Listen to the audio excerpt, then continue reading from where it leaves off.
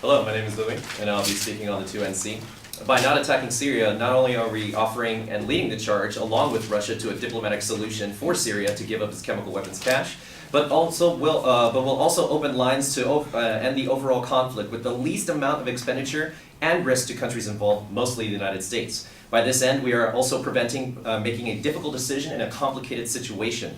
First point, attacking Syria would constitute a bigger security risk to the United States and its allies in the region due to possible retaliatory strikes by Assad supporters, in which can cause an even worse conflict or action. First point, Assad wouldn't be the only one angered if an attack was launched. Source, Bashar al-Assad, president of Syria, printed September 9, 2013, interview with Charlie Rose. Charlie Rose, quote, "Will there be attacks against American bases in the Middle East if there is an airstrike?" Bashar al-Assad, quote, "You should expect everything. You should expect everything, not necessarily from the government. It's not only the government that are the only players in this region. You have different parties, different factions, you have different ideologies. You have everything in this region now, so you should expect that. You should expect every action. I'm not a fortune teller to tell you what's going to happen."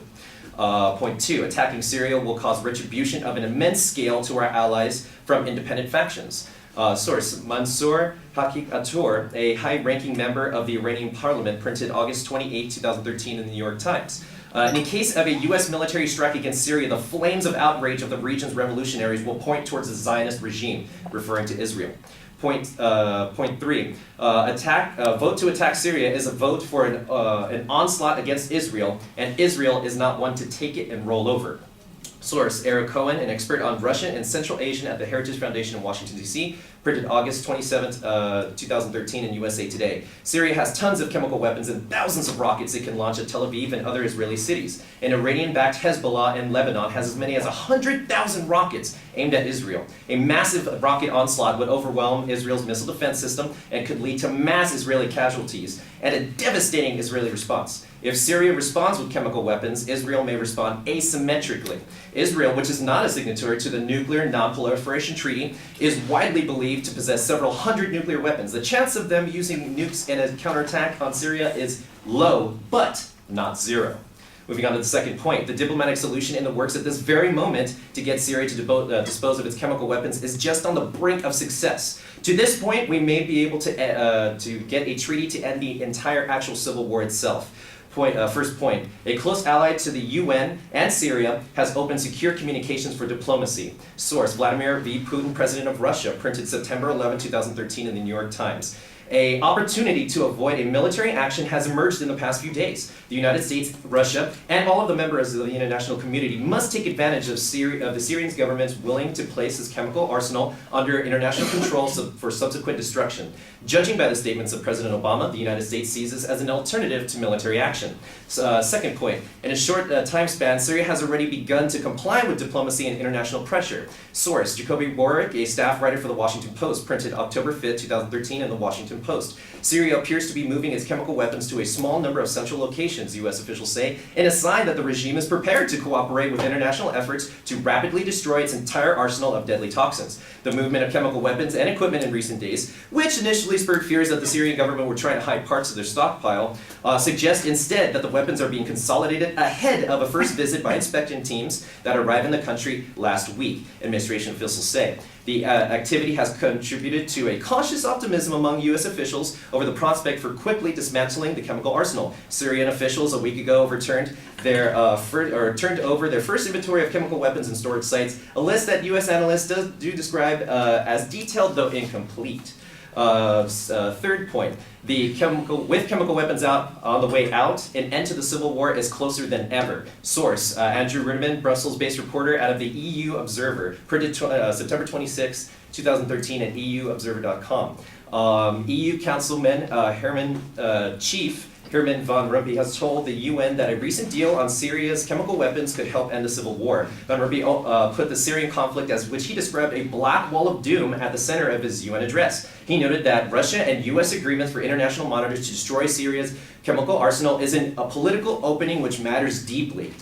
Quote, if commitments can be upheld and promises can be kept on chemical weapons, if lines of communications can be reopened, if we can find an agreement within the international community and at the UN Council, then we can do this. If we can do this on chemical weapons, the chances are we could do this elsewhere. Third major point, not only may the economic attack of Syria be in the billions of dollars, but the possible cost to life may also become a factor. First point, a small limited strike to Libya cost about $800 million. Source, Teresa Golo, a Congressional Budget Office Deputy Director.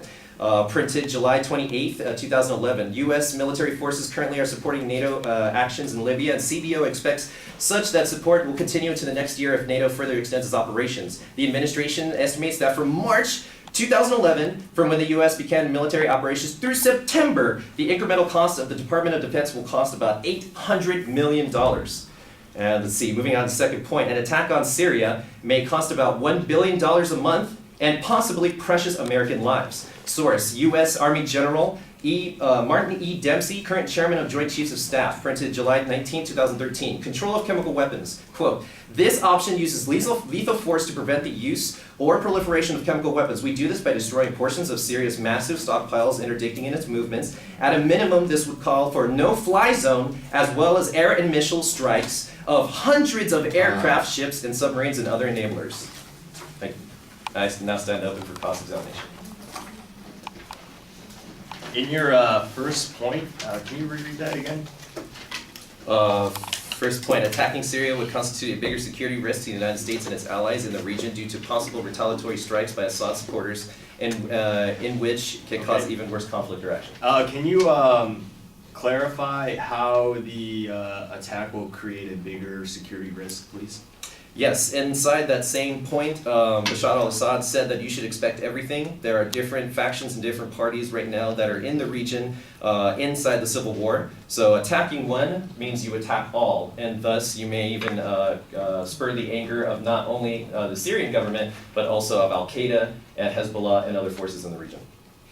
So you're saying that attacking the Assad will essentially will be attacking all of the terrorist groups and factions that are associated with Assad? Yes, not only by directly attacking them, but also inflaming them and angering them. In your third point, the significance of the dollar value that you tag on your impact, can you explain to us why that is such a big issue? Let's see. So on the third point, from the Congressional Budget Office, which is the direct office that has all of the numbers, from March 2011 to September 2011, it cost $800 million. That was a limited missile strike. I think the question is, $800 million, why is that significant to this case? Why is $800 million significant to the case at this point? Or $1 billion, why is that? No, you're right, you have 30 seconds. Why is that dollar figure significant? Let's see, that dollar is significant because it costs a lot of money to do. And as everybody is well aware, and the common knowledge, we right now have a problem with money. Thank you.